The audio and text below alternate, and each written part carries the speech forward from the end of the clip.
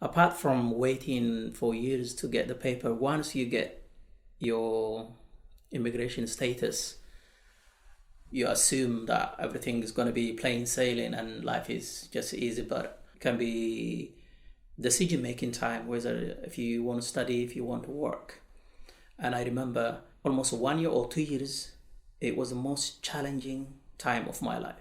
After I got my status, I always felt like I'm strong, but those nearly 2 years were simply the most challenging years of my life. I mean, without doubt, it was testing mentally. What was challenging? One, I was not clear, like in terms of what to do with my life. Do I need to study or work? And I remember it was 3 months I'm doing some factory work, and then I say, no, I'm not supposed to do this. And then because education has always been in the back of my head, coming to the UK, one thing that you are hoping or plan to do is, I think, education.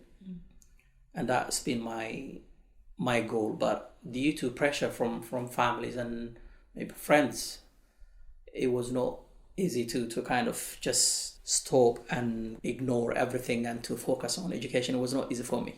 As I told you, Eritrea was going through tough time. People was fleeing the country in hundreds, if not thousands.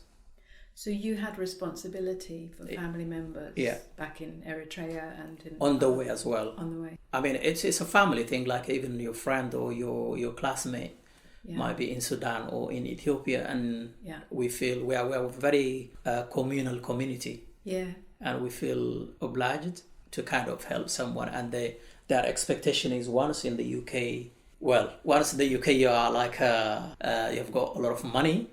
They don't get it, the reality, and not knowing your clear goal was tough. Yeah. So it took me some time to figure out, okay, I have to stick with this, and eventually I stick with pursuing my education.